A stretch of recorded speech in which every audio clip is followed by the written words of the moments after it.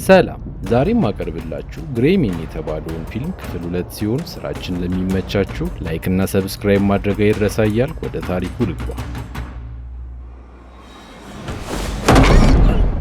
በድንቅ ውበቷ በምትታወቀውና ኦልድ ታውን እየተባለች በምትጠራ ወንዝ ዳርቻ በምትገኝ የሰላም መንደር ውስጥ በወንጀል ዓለም ውስጥ በጭካኔ የሚታወቀው ማፊያ እግሩን ወደዚች ምድር አነሳ።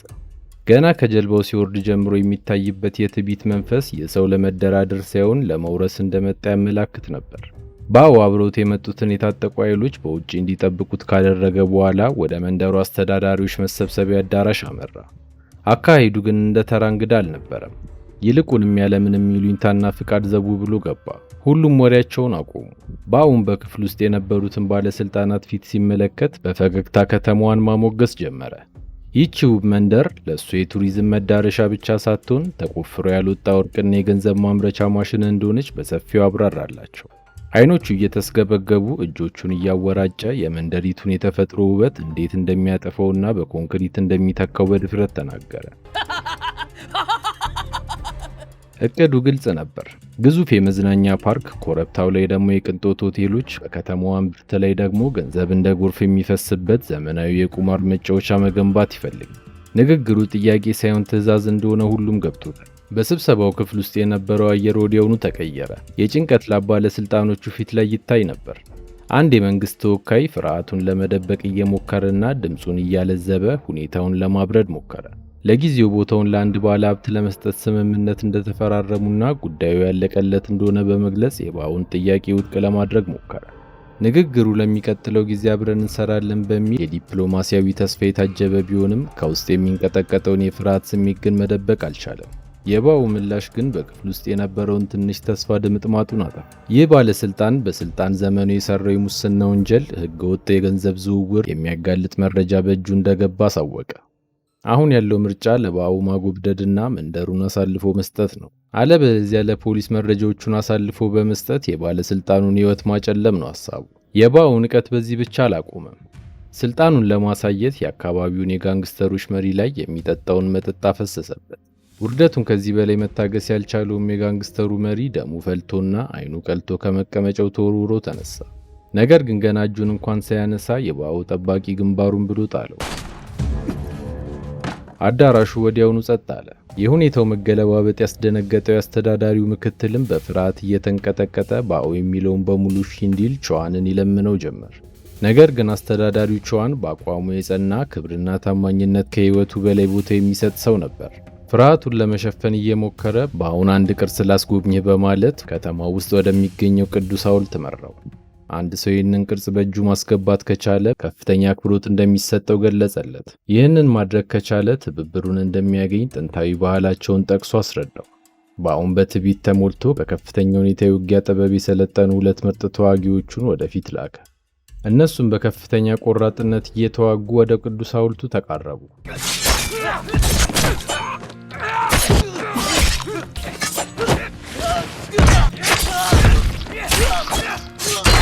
ነገር ግን ይህንን ቅርስ የሚጠብቅ ታላቅ ተፋላሚ ቦታው ላይ ነበር። ጊታር ቦይ ይባላል። ሁለቱንም የባው ቅጥረኞች በአሰቃቂ ሁኔታ አስወገዳቸው። በዚህ ሰዓት አስተዳዳሪው ላለፉት 10 ዓመታት ይህንን ሐውልት ማግኘት የቻለ አንድም ሰው አለመኖሩን በኩራት ተናገረ። ባውም ነገሮቹ ከቁጥጥር ውጭ ሊሆኑ እንደሆነ ሲረዳ የመጨረሻውን ካርድ መዘዘ። ምክትሉና የሁል ጊዜ ቀኝ እጁ የሆነው ቲየንን ጠራው። ቲየን እንዴት ተመልሶ ለባው መስራት እንደጀመረ ፊልሙ ባያስረዳም ከዛ ሁሉ ፍርሻ በኋላ ግን ሁለቱ በድጋሚ ተማምነው እየሰሩ መሆኑን እናያለን። ቲየን በፍጹም እርጋታ ወደ መድረኩ ሲገባ አየሩ ተቀየረ።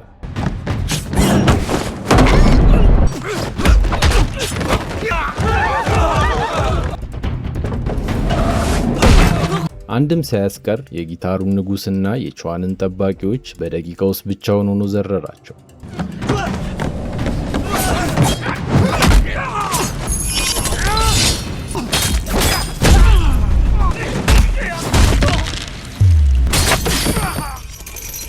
ከዛም ምንም እንዳልተፈጠረ በደም የተጨማለቀውን እጁንና ፊቱን በቀዝቃዛዋ ሲታጠብ ሲያዩት ደግሞ ሁሉም በፍርሃት ደነዘዙ። ይህ ቅዝቃዜውን ካዩ በኋላ አይደለም ሊፋለሙት አንዳቸውም ቀና ብለው ማየት እንኳን አልደፈሩ።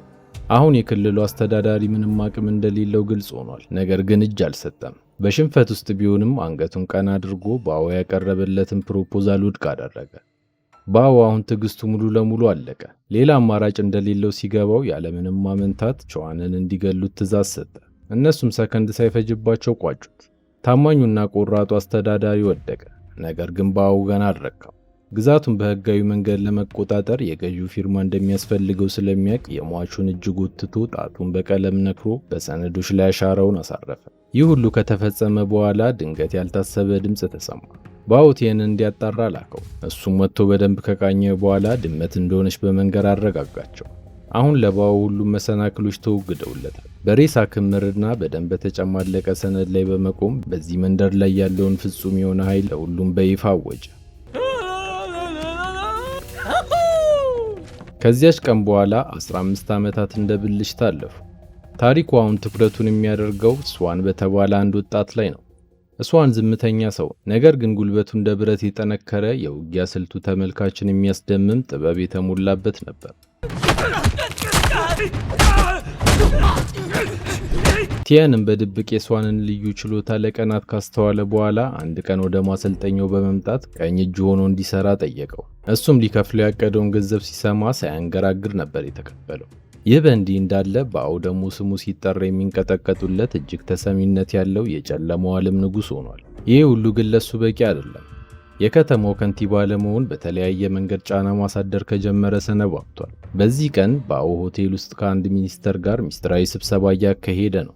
ባኦ የከተማዋ ከንቲባ ለመሆን እያሰበ እንደሆነ ሲነግረው ሚኒስተሩ ይህንን ስልጣን ለማግኘት $30 ሚሊዮን እንደሚያስከፍለው ገለጸለት። ሊንከን የተባለ ሌላ ባለ ሀብት በምርጫው ለመሳተፍ ከወሰነ ደግሞ ዋጋው በከፍተኛ ሁኔታ ሊጨምር እንደሚችልም አስረዳው። ባኦ ሊንከን ወደ ተባለው ባለ ሀብት የዛኑ ቀን ቲየንን ላከው። እሱም ቦታው ላይ ሲደርስ ከንግድ አጋሮቹ ጋር ስለ ምርጫው ስትራቴጂ እያወራ ነበር ያገኘው። ነጋዴው አገር ሰላም ብሎ ከእንግዶቹ ጋር እየተዝናና በነበረበት ሰዓት ቲየን ድንገት መሃል ገብቶ የያዘውን ሻንጣ መሃላቸው ከፈተው። ሁሉም ደነገጡ። በውስጡ የነበረው ገንዘብ ወይም ወርቅ አልነበረም። አንዲት ሴት ነበረች።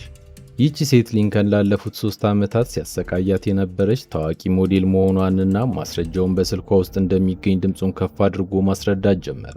በዚህ ጊዜ ሊንከን ፊት በድንጋጤ ሲገረጣ አጋሮቹን በመጸየፍ ይመለከቱት ነበር። ቲየን የሊንከንን ክብርና የፖለቲካ ምኞት በአጋሮቹ ፊት ለማጥቃት ያቀደው ስልት መሳካቱን እንዳረጋገጠ በስላቅ ሌላ ጊዜ መለሳለሁ በማለት ተቷቸው ወጣ።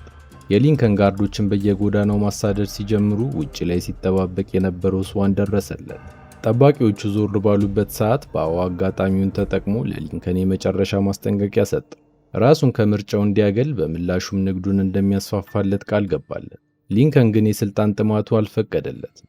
ያቀረበለትን ጥያቄ እምቢ በማለቱ ወዲያውኑ እንዲሞት ፈረደበት። ነገር ግን ሊንከን ሳያስበው በሰው መሃል ተሽሎክልኮ አመለጠ። ቲየንም እየሳቀ በጎዳናው ላይ እንዳይጥ ያባረው ጀመር።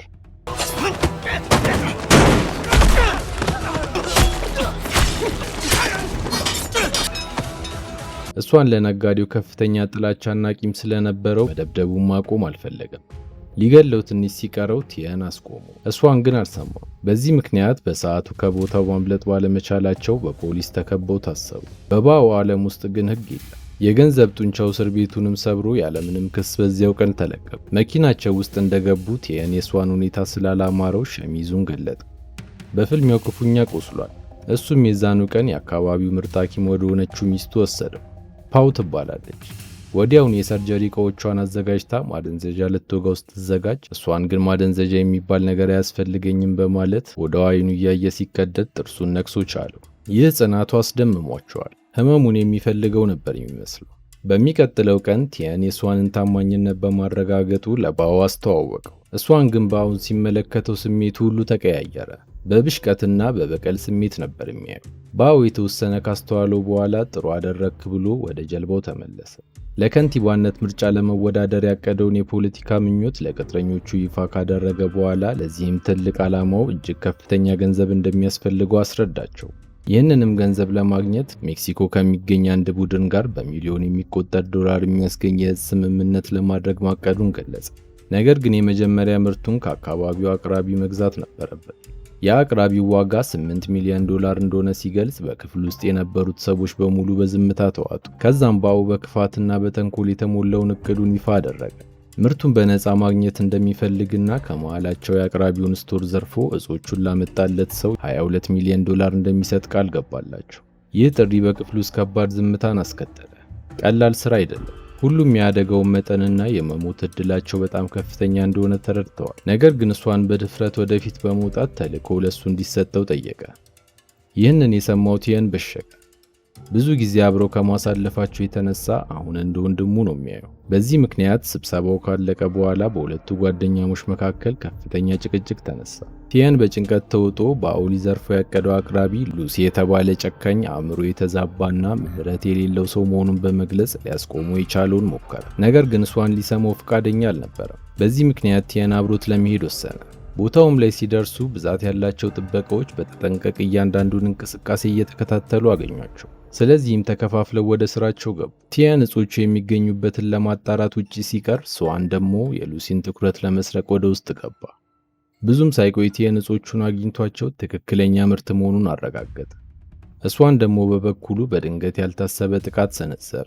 ሉሲ ከጋርዶቹ ጋር ሆኖ ከፍተኛ ጫና እያሳደረ ነበር።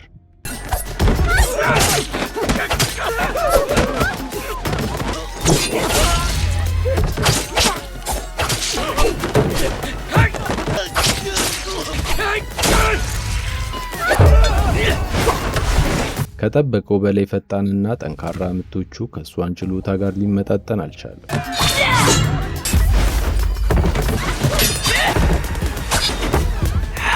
እሷን ክፉኛ ተጎድሎ ሊገለው ትንሽ ሲቀረው ቲየን ድንገት በሩን ሰብሮ ገባ።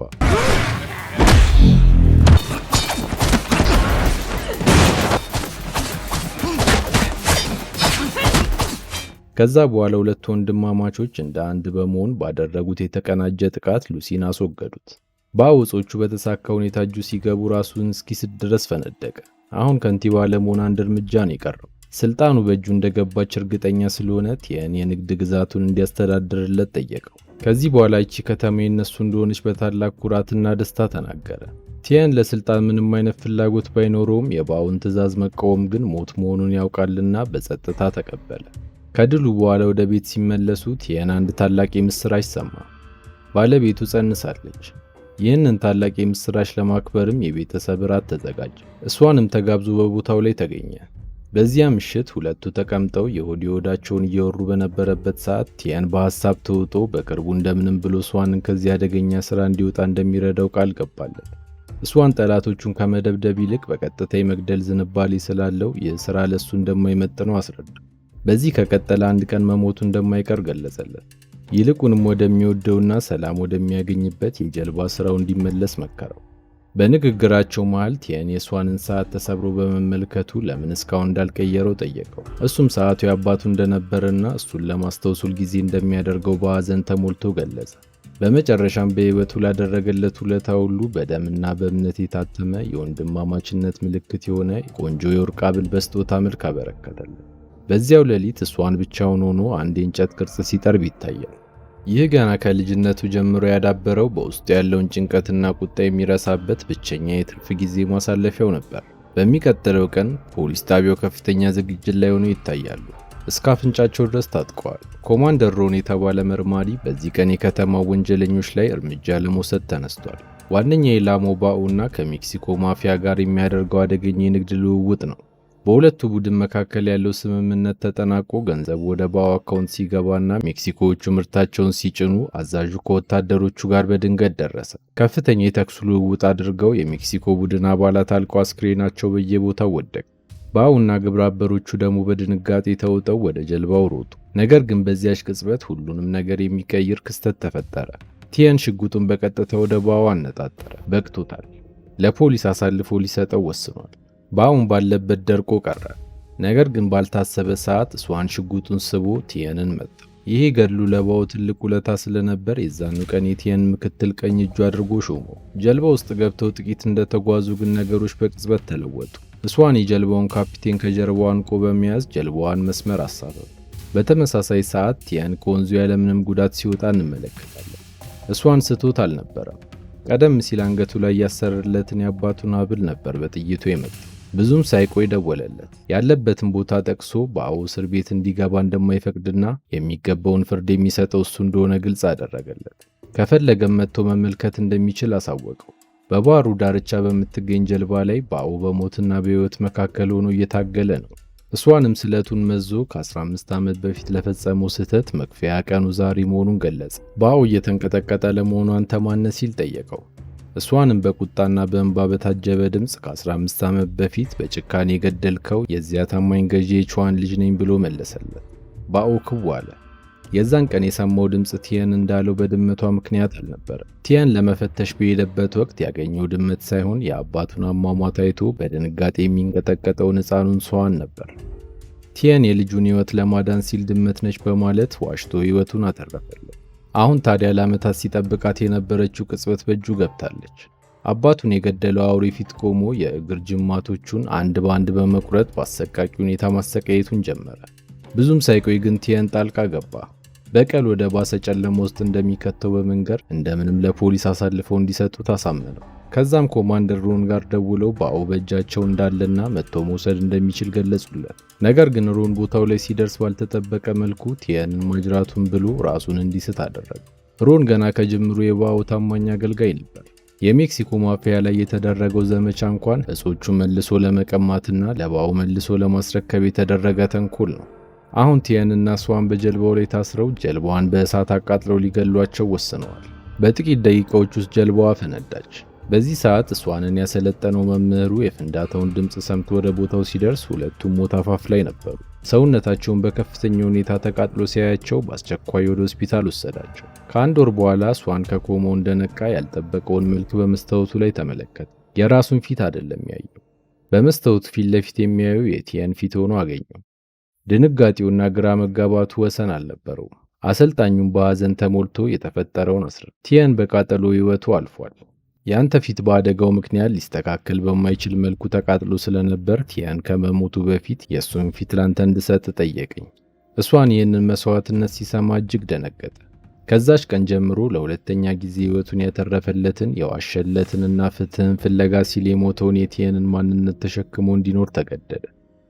ይህ በእንዲህ እንዳለ ባኦ ደግሞ እንዳቀደው ምርጫውን አሸንፎ የከተማዋ ከንቲባ ሆኗል። አሁን ማንም የሚያስቆመው የለም። በደም የጨቀየውን ታሪኩንና የውሸት ፈገግታውን እያሳየ በህዝብ ፊት ቆመ። እሷንም አልተኛለትም። ለመጨረሻው ፍልሚያ ራሱን ለማዘጋጀት ከአቅሙ በላይ የሆኑ ከባባድ ልምምዶችን ማድረግ ጀመረ። በዚህ ቀን የፖሊስ አዛዡ ስራውን ጨርሶ ጉቦውን በመቀበል ከባኦ ጋር ያለውን ግንኙነት ለመቋጨት ወስኖ ነበር የተገኘው። ነገር ግን ከሰይጣን ጋር የተስማማ ሰው በቀላሉ መውጣት እንደማይችል አላወቅም። ባኦ አዲስ አሳይመንት አዘጋጅቶለት ቲየን ሚስት እንዳለችው ሰምቻለሁ አለው። አዛዡም እሷ ምንም አታውቅም ብሎ ቢመልስም ባኦ ግን እንዲገላት አዘዘው። እሱም ተስማምቶ የዛኑ ቀን የቲየን ሚስት የምትሰራበት ምግብ ቤት ዘው አለ። ሊገላት ሰከንዶች ሲቀሩት ግን እሷን ደረሰላት። አዛዡ በመሬት ላይ እየተንፈራገጠ ባኦ እጅ እንዲገባ ረዳሃለሁ፣ ብዙ ማስረጃ አለኝ እያለ ተማጸነ። እያወራ ያለው ከቲየን ጋር መስሎታል። የመግደል ጥማት ያለበትን እሷንን እንደሆነ ያወቀው ከረፈደ ነበር። አዛዡን ከቋጨው በኋላ ለቲየን ሚስት ሙሉ እውነቱን ነገራት። ባኦን እንደሚበቀለው አረጋግጦላት በህይወት ከተመለሰ ይህንን ቦታ ለቀው አዲስ ህይወት እንደሚጀምሩ ቃል ገባላት። በማግስቱ ሷን ቀጥ ብሎ ወደ ባኦ ነበር ያመራው። ገና ከሩቅ ፊቱን ሲያየው በድንጋጤ ነፍሱ ልትወጣ ተቃረበች። ወዲያውኑ እየተርበተበተ ወደ ውስጥ ገብቶ ተደበቀ። እሷንም ወደ ቤቱ እንደገባ ቁጥር ስፍር የሌላቸው የባኦ ቅጥረኞች ከበቡት። ፍልሚያው አሰቃቂ ነበር።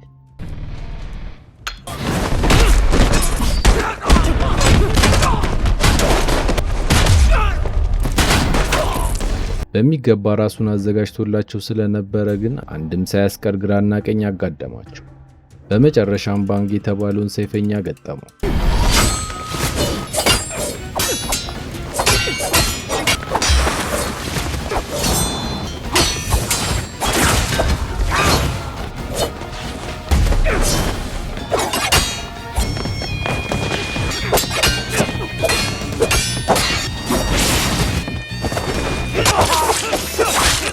እሱንም አስወግዶ ተንፈስ ከማለቱ ባኦ ካልጠበቀው ጥግ ብቅ ብሎ ከጀርባው በጥይት አገኘው። የሞተ ነበር የመሰለው። ለማረጋገጥ ሲቀርብ ግን ስዋን ከመቀጽበት በጩቤ ሆዱን አገኘው። ባኦም ሞቱን የቀረውን ጥይት ጨረሰበት። በዚህ መልኩ ስዋን እስከ ወዲያኛው ሲያሸልብ የቲየን ሚስት ደግሞ ምጥ ላይ ነበረች። ልጇን በሰላም ተገላግላ ወደ ቤቷ ለመሄድ ሊፍት ውስጥ ስትገባ ነበር ሕይወቷን ያበላሸውን ጠላቷን ፊት ለፊት ያገኘችው። ባኦ ደግሞ ቁስሉን ለመታከም እንደመጣ ሲገባት ስዋን እንደተሸነፈ ወዲያውኑ ተረዳች። በተጨማሪም አንደኛው ጋርድ ባኦን ምንም አትሆንም አይዞህ እያለ ሲያጽናናው ስትሰማ ከቁጥጥር ውጭ ሆነች። ከጥቂት ደቂቃዎች በኋላ የሊፍቱ በር ሲከፈት የቲየን ሚስት ፊቷ በደም ተጨማልቆና ውስጡ የነበሩት በሙሉ በአሰቃቂ ሁኔታ ተጨፍጭፈው ይታያሉ። ለባኦ የሚገባው ፍትህ የተሰጠው በወታደር አልነበረም። የልጇን የወደፊት ሕይወት ለመጠበቅ በቆረጠች እናት እጅ ሆነ። እስከ መጨረሻው ስለተከታተላችሁኝ አመሰግናለሁ። ምንም አይነት ሐሳብና አስተያየት ካሉት ኮሜንት ላይ ለማስቀመጥ ወደ ኋላ ይበሉ። ቪዲዮውን ላይክ እና ሰብስክራይብ በማድረግ ያበረታቱን። አመሰግናለሁ።